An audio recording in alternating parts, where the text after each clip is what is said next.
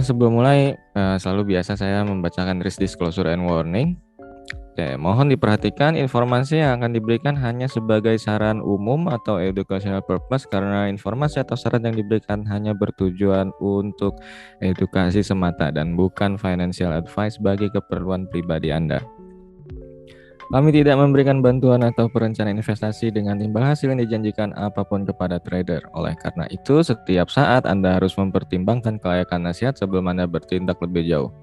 Forex, gold, dan indeks merupakan instrumen dengan leverage dan dapat menyebabkan resiko yang sangat tinggi dan tidak cocok untuk semua orang. Kerugian dapat melebihi deposit awal Anda sehingga Anda harus merencanakan setiap transaksi perdagangan forex, gold, dan indeks Anda untuk mempertimbangkan resiko terlebih dahulu untuk memenuhi tujuan investasi Anda yang ideal. Kami menyarankan Anda mencari advisor secara mandiri. Strategi dan taktikal yang digunakan dalam presentasi ini hanya sebagai contoh. Kami menghimbau bahwa histori masa lalu tidak sepenuhnya menjamin dalam memprediksi secara akurat ke depan. Oke, di sini judulnya adalah kita ingin belajar ya cara membuat analisa multi time frame untuk daily trade. Jadi daily trade di sini bukan berarti opennya hari Senin atau close-nya hari Jumat gitu ya. Tapi bisa juga sih kalau mau daily trade yang seperti itu atau daily trade yang satu hari ini selesai gitu, open close entry-nya selesai gitu. Tapi tujuan malam ini sih untuk 1 jam ke depan ya, terutama bukan satu malam full, tapi 1 jam ke depan. Jadi kita mempelajari apa sih multi time frame itu. Yang kita tahu kan time frame itu kan hanya daily, weekly, monthly, 4, 1 hourly gitu ya. 30 menit, 15 menit, 5 menit, 1 menit. Nah, itu kan time frame ya. Nah, jadi time frame tuh itu pilihan ya, visualisasi data harga ya. Kan candlestick itu kan harga yang divisualisasikan dalam bentuk candle.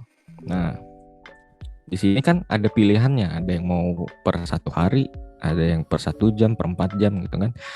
Kita mau milih nih, kita mau pakai time frame berapa gitu ya. Dan kadang sering kita melakukan pindah-pindah time frame, gonta-ganti time frame, tapi nggak tahu, pusing ngelihatnya gitu ya.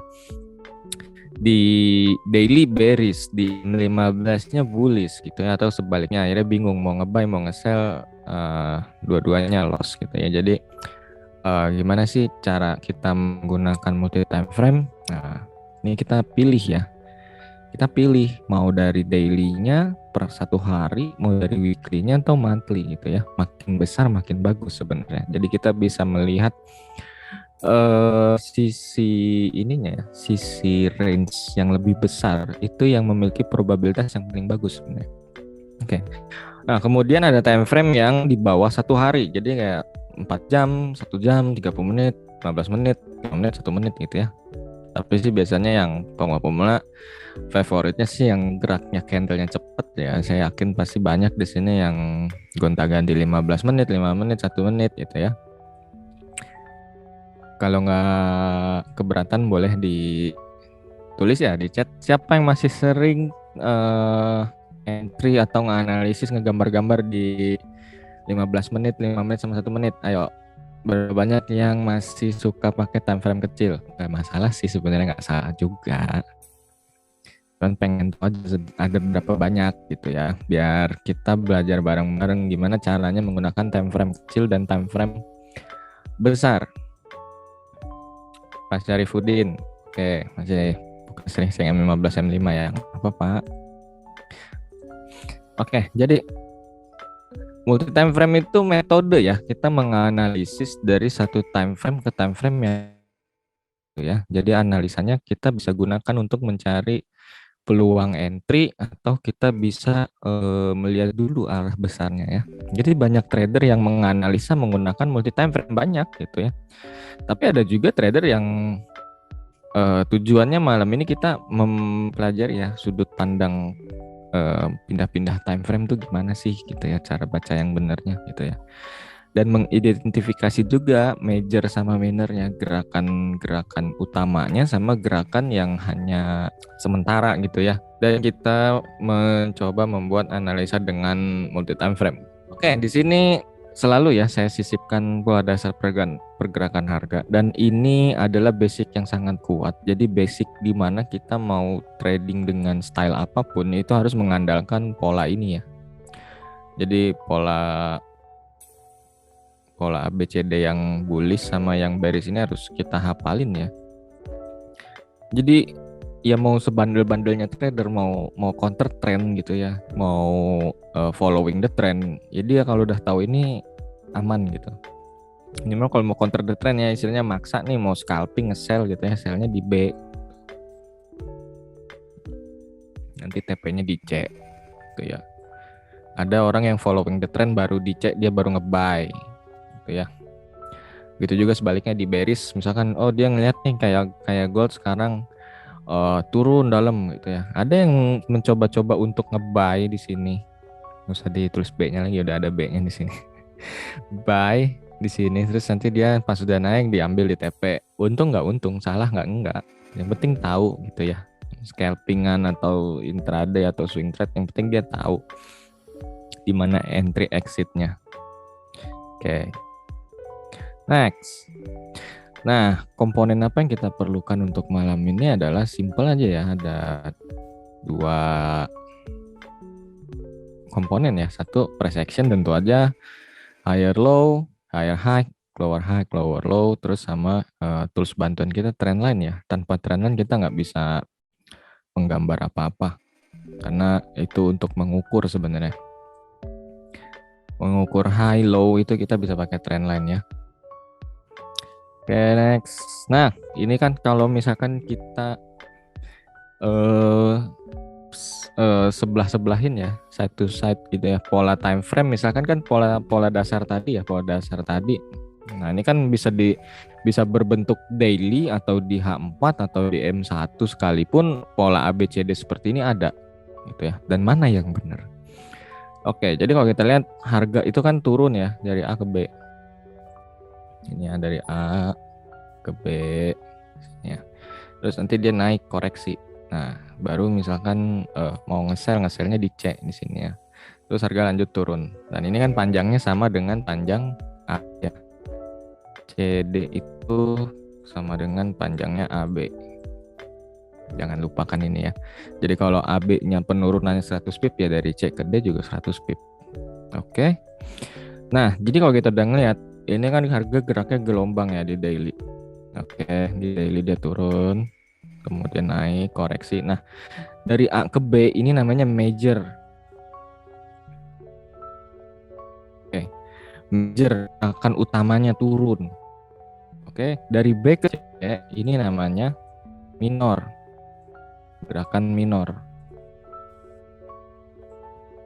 Dari C ke D lagi ini major juga, sama ya seperti ini major. Jadi kita tahu kalau trennya lagi bullish ya, majority-nya bearish, majority-nya turun. Minoritasnya ya lagi itu. Jadi minor sama majornya udah bisa bedain ya. Major itu gerakan yang panjang. Ini kan gerakan panjang nih.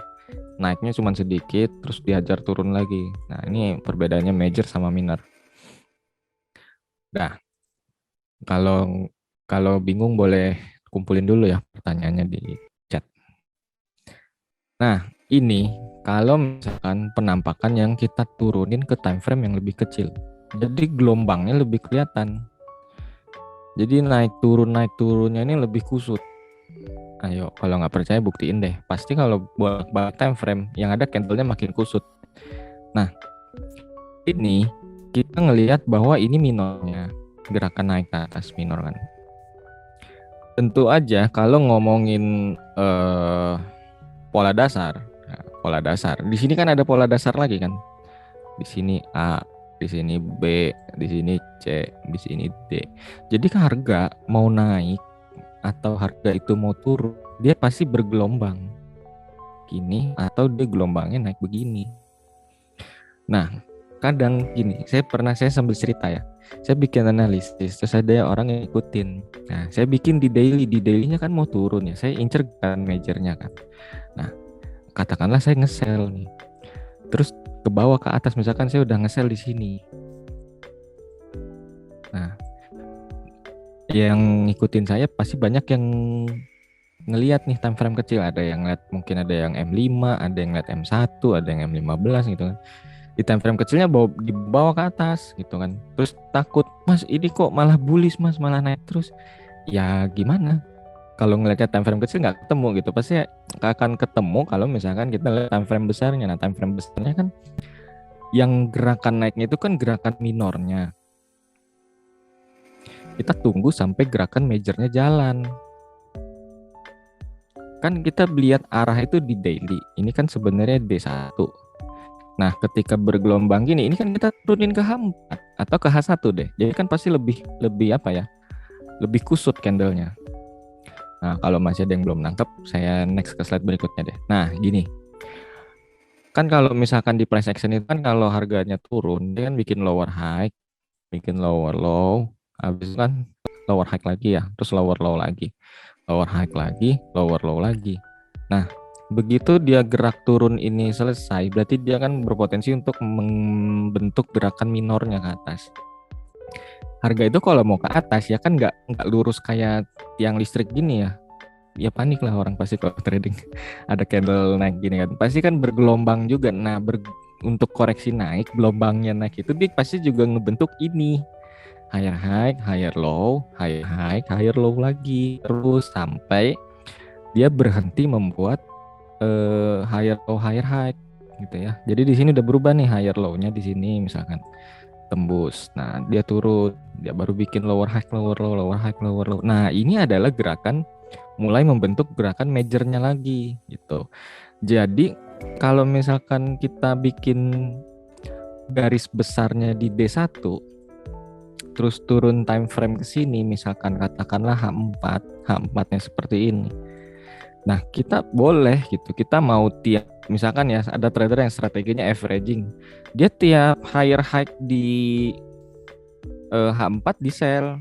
Nanti begitu turun di hold gitu. Karena kan yang diincer gerakan majornya, berarti kan pas ketika naik itu koreksi gitu ya.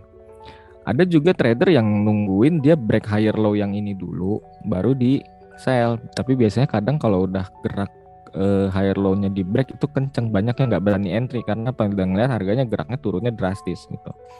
Kalau di time frame H4-nya, kalau mungkin di M15 atau di M5-nya dia lebih bergelombang, lebih kelihatan gitu ya. Kalau saya sih nggak begitu sering lihat M15 gitu ya. Nah, cuman ini ya. Jadi kalau misalkan kita bikin garis besarnya dari pola dasar yang sebelumnya ya, yang tadi. Nah, ini kalau kita garisin sama kayak gini ya. Ini kalau misalkan kita tarik garisnya di daily nih, di daily kita tarik set ini ya, yang merah sama yang hijau. Nah, kita turunin ke H4. Nanti di H4 juga dia pasti ada garisnya ini nggak lurus gitu. Garisnya nggak lurus karena akan sering ketemu sama gelombang-gelombang di time frame kecilnya gitu. Jadi ini yang dilihat adalah gerakan majornya. Dari A ke B ini kan gerakan majornya. Nah, turun nih. Untuk turun itu harga geraknya kan juga bergelombang, nggak bisa lurus gini kan. Nah, naik juga bergelombang juga nih. Major. Minor. Begitu minor jadi selesai dia turun lagi major. Nah, ini pasti sering ketemu gitu ya setiap hari. Kadang kok di sell naik atau di buy malah turun gitu ya. Ini yang kita sering nggak mengerti adalah gini. Kita sering lihat time frame kecil ketika misalkan di sini ya. Di sini kita misalkan mau nge-sell. Nah, ini kalau buat yang swing trade kan dia incernya adalah gerakan yang ini nanti, gerakan majornya. Nah, scalper itu boleh nggak nge-counter? Boleh aja, yang penting tahu nih di time frame kecilnya. Oh, ini gerakannya masih gerakan minor. Saya mau nge-buy di mana ya? Carilah saya nge-buy di sini. Yang higher high-nya di break, jadi higher low. Nah, mau buy di sini boleh. Pas dia break high yang ini, mau di TP silahkan gitu. Ini nggak bisa kita bahas dengan orang yang trading apa ya? Trading stylenya berbeda gitu. Misalkan si A ininya scalping gitu ya, dia nge-buy. Sedangkan si B itu nge-sell, tiap naik di sell. Naik lagi di sell. Terus yang scalping nge-buy lagi di sini. Sell ini yang swing trade di sell, ini di sell. Dia buy lagi. Yang scalping untung nggak untung, karena dia tak isinya gini.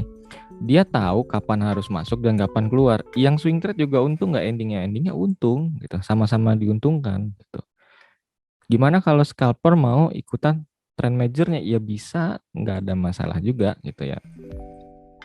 Ya hanya bedanya gini, kalau kalau kalau swing trade kan dia dari C sampai titik D. Kalau yang scalping kan mungkin baru sampai setengahnya kebentuk, dari lower high ke lower low ini udah selesai. Nanti dia naik bikin lower high di sell lagi. Turun lower low di TP gitu ya. Bedanya itu aja gitu. Nah, inilah tinggal kita pinter-pinter milih gini. Kita udah tahu nih time frame daily sama H4 sama H1, cara ngelihatnya seperti ini. Nah, tinggal Bapak Ibu di sini tinggal ininya aja sesuaiin gitu ya. Sesuai nggak dengan bentukan dari D1 H4 sampai M15-nya gitu. Kalau cocok ya nggak apa-apa, mau scalping mau swing bebas gitu ya. Yang penting jangan bingung begini. Ini kan katanya di webinar dibelajarin sini nge-buy ya higher low. Tapi kok saya buy turun ya dalam. Nah, ini kan berarti salah, nggak lihat kiri kanan, berarti nggak lihat time frame besarnya gitu. Hanya yang dilihat adalah higher high, higher low, higher high-nya aja gitu. Tapi sebenarnya fase ketika harga bergerak, major trendnya itu apa, major pergerakan mayoritasnya itu apa, kita nggak tahu. Nah, di situ yang bikin sering kejebaknya. Karena saya pernah nemuin ada yang trading nge-buy-nya di higher high. Sedangkan trennya ini bikin lower high. Ini kan lower high lagi, C ini kan lower high lagi. Ini LL. Ini D sini LL lagi. Nah, ini kan satu gerakan. Satu gerakan turun terus ini naik terus turun lagi. Banyak yang malah jadi nyangkut pas lower high di buy, lower high di buy. Ya, ini udah salah arah ya gitu. Udah salah arah dan nggak dianalisis lebih lanjut. Nah, oke, next. Nah, jadi ini kalau real study case-nya, kalau kita melihat ya, contoh ya, kita mau misalkan scalping, kita udah melihat nih terbentuk higher high-nya di sini. Saya mau buy di sini boleh nggak? Boleh aja ya. Kalau misalkan kita tahu durasinya seberapa lama ya. Misalkan durasinya selama sesi London gitu ya, selama 6 jam ke depan gitu.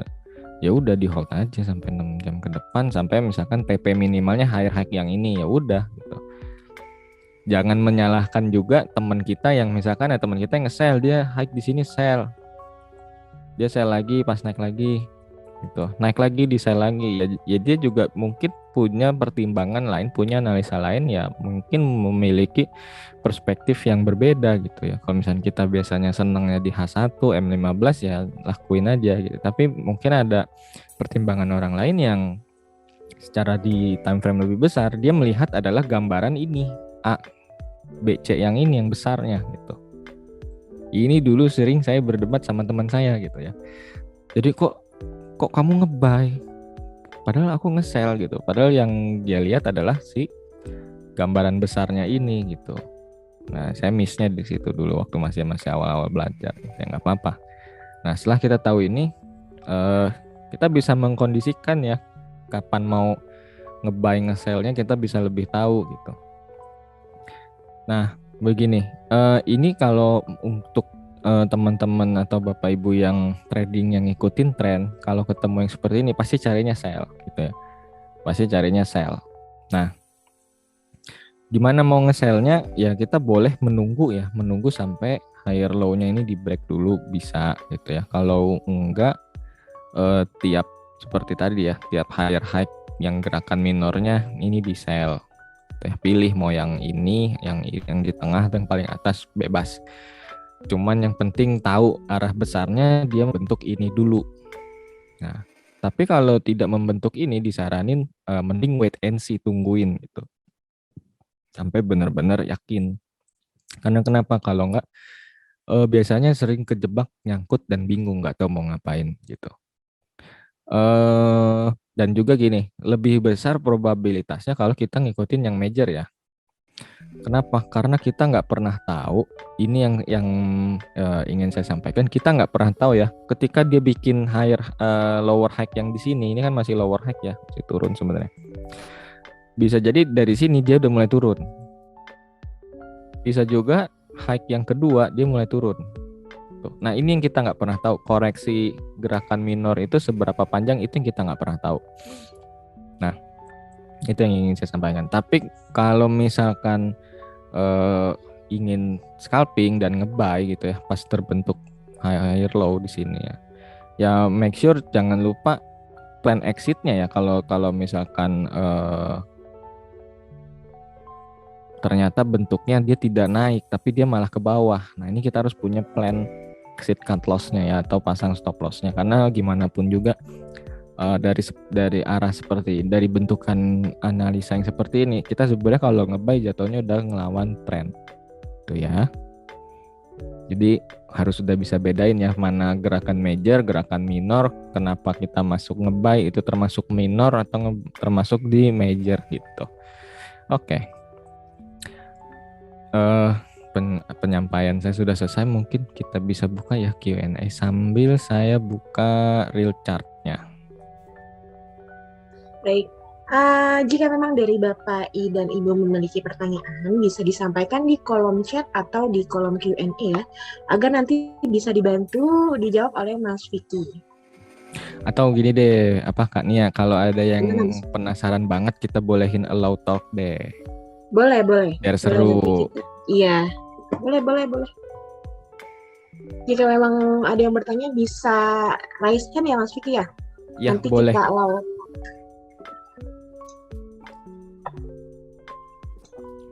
Saya yakin pasti banyak yang punya talent di sini deh buat trading. Oke nih ya, mulai aja deh Mas Vicky.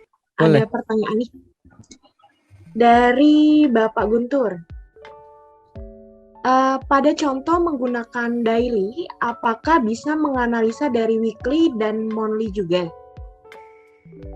Oke, weekly dan monthly ya. Oke, bisa. Jadi saya kasih contoh di weekly deh, gitu ya, di weekly. Oke, di weekly ini kita juga bisa nganalisis ya. Jadi bukan berarti weekly sama monthly ini nggak kepake ya. Justru yang kita harus berhati-hati adalah orang yang trading pakai time frame besar gitu ya. Karena dia lebih bisa memilah atau memfilter area-area yang memang berpotensi untuk terpantul gitu ya. Saya ambil contoh gini deh. Jadi saya pernah punya plan historis ya di daerah sini ya. Ini kalau mungkin beberapa orang nyebutnya ini double top ya. Jadi dia kayak double top ya, kayak huruf M lah contohnya. Terus di sini ada neckline. Nah kan. Oke, pernah saya itu ngalamin saya nge-sell gini ya. Saya nge-sell ini pairnya Aussie USD ya. Saya nge-sell dari sini. Sekitar sini saya sell. Terus harganya masih naik gitu ya. Nge-sell lagi gitu ya. Kok malah makin kenceng ke atas gitu ya. Ternyata dia ketemunya sama apa? Sama area yang di sebelah sini. Jadi ketemu resistennya yang di sini. Nah, ini kalau kita tulisin price actionnya ini masih termasuk lower high ya. Ini ya, ini masih termasuk lower high. Di sini juga lower high daerah sini ya. Nah, jadi valid gitu. Tapi pas kita turunin ke misalkan ya ke H4 gini ya. Ini tentu akan serem, kelihatannya kayak bullish atau apalagi yang suka ngelihat di time frame kecil ya M15 gitu atau ini di handphone lagi lihatnya ya. Jadi kalau udah lihatnya di handphone, aduh kadang nggak bisa. Udah kelihatannya kayak bullish saja tinggi gitu ya. Kok nggak turun, di sell nggak turun-turun, tapi ternyata habis itu harganya turun gitu. Nah inilah yang sempat jadi ini ya, bikin panik satu grup dulu. Padahal sebenarnya kalau di weekly saya nggak kaget gitu ya. Ini saya ambil referensinya di weekly. Boleh. Jadi kalau menganalisis weekly, terus kita turunin ke daily. Nah, kita turunin ke daily. Ini kan masih sama. Dia masih temu sama resisten support yang sudah berubah jadi resisten gini ya, masih valid gitu. Jadi time frame besar kita bisa pergunakan kembali untuk menganalisa posisi yang sedang kita ini ya, kita masukin gitu ya. Kalau misalnya kita lagi masuknya sell, ya kita analisis resisten di atasnya lagi di mana. Oh ternyata di sini ada lagi, kita kan bisa nge-sell di sini, dapatnya lebih di atas gitu ya. Ini salah satu contoh pengalaman. Terus ada juga analisis monthly. Ini bisa kita pakai biasanya kalau saya pakainya untuk yang ekstrim-ekstrim ya, misalkan kayak oil gitu ya. Ini agak sulit kalau hanya saya lihat di jam-jaman gitu. Kalau di weekly kan kelihatan nih. Di monthly kan kelihatan gitu ya. Kelihatannya seperti apa, yang saya maksud adalah dia lebih rapi ya candlenya gitu. Kalau kita mau tarik Fibonacci lebih gampang. Jadi kita lebih aman kalau mau membuat analisa, pastinya akan lebih ini ya, lebih rendah noise gitu. Noise tuh ini ya seperti ini, candle-candle yang sideways seperti ini. Terus misalkan kalau ada bapak ibu yang pakai indikator seperti stokastik gini ya, kadang suka ada yang lagging kan, dia suka harganya udah turun tapi indikatornya masih di bawah gitu ya, kayak ular, biasanya istilah di grup itu mengular stokastiknya. Nah itu untuk menghindari itu, jadi kita bisa lihat di time frame yang lebih besar. Seperti ini kita bisa melihat lebih mudah gitu. Jadi monthly kita cocokin, oh ternyata dia membentuk pola ABC gitu ya. Contoh di sini A-nya kita pakein bulatan aja deh. Di sini B-nya. Nah, berarti kan kita kalau misalkan mau cari posisi entry buy, dia mau naik ke atas gini kan. Nah, kita bisa gunakan Fibonacci seperti ini yang kita tarik atas bawah gini ya. Oh, nanti kita bisa masuk buy. TP-nya di mana? TP-nya di atas. Terus kita lihat lagi di weekly-nya. Oh, weekly-nya stokastiknya mendukung gitu. Kita bisa menggunakan analisa multi time frame. Ya, jadi antara weekly, monthly, daily sekalipun kita bisa ini ya, kita bisa membuat analisa lagi gitu. Kalau di sini daily misalkan tadi kan kalau di monthly sama di weekly nggak kelihatan ya kalau buat narik trend line. Nah di sini kita bisa menggunakan trend line gini ya untuk bikin pattern, misalkan mau cari pattern. Nah cari pattern gini bisa, atau membuat channel seperti ini juga bisa. Kalau misalkan ketemu patternnya, misalkan oh ini ada falling wedge gitu ya, kita mau entry ngebuy-nya di mana, tungguin pas dia break di atas trend line ini juga boleh, stop loss-nya di sini. Jadi kita tahu gitu ya, bersinergi dari monthly ke weekly lalu ke daily. Mau lebih kecil lagi ya di H4 ya misalkan. Nah misalkan di H4-nya seperti ini, kita udah ketemu dia misalkan mau naik ke atas ke sini, terus kita mau buy-nya di mana, ini ternyata misalkan ada double bottom ya, double bottom, kita ambil neckline-nya di sini, kita tandain sebagai support. Nah misalkan mau masuk entry oil di bawah sini di sekitar 7937. Nah, kita tahu nih mau pasang stop loss di mana, mau taruh take profitnya di mana gitu ya. Jadi ini misalkan saya mau ngambil pendeknya aja di sini gitu, daerah sini nggak apa-apa gitu ya, per 4 jam atau per daily gitu ya. Nah ini kan udah jadi sebuah trading plan ya, sebuah analisa multi time frame, dari time frame besar ke time frame kecil gitu. Multi time frame-nya boleh dipakai seperti ini gitu ya. Kalau mau scalping juga boleh juga gitu ya. Sekiranya kan ini kan bikin pola BCD nih, A ke B misalkan sampai sini, kita lihat ada resistennya di sebelah sini. Nah begitu dia terbentuk swing, kita mau nge-sell. Nah contoh di sini ada regular bearish divergence ya, seperti ini kita nemu. Nah misalkan yang scalper nih ketemu nih reason entry sell-nya, ya udah gitu, kita bisa pakai ini untuk nge-sell sampai bawah. Tapi ya biasanya kalau scalper itu wajib pakai SL ya, kalau nggak pakai SL ya bahaya gitu. Nanti ternyata ada berita dan sebagainya, harga minyak jadi naik, ya udah gitu. Ini bisa angus gitu akunnya gitu, lebih baik kita batasin gitu. Karena apa? Kita kita tahu ini hanyalah gerakan minornya gitu ya. Minornya di daily ini sebenarnya hanya koreksi. Turunnya juga nggak ekstrim-ekstrim amat gitu. Tapi begitu harga majornya mulai gerak lagi ke atas ya, itu gerakan kencengnya dimulai gitu. Jadi jangan coba-coba ada yang mencoba melawan tren gitu ya. Tapi kalau memang lagi momentumnya ketemu mau counter trend nggak apa-apa gitu. Tanda-tandanya kuat, tanda-tandanya cukup jelas terlihat boleh gitu ya. Karena kita memiliki reason entry dan exitnya kita memiliki plan exitnya gitu. Oke, jadi gitu Pak. Jadi weekly sama monthly bisa kita gabungkan ya, dari time frame besar ke time frame kecil itu juga boleh.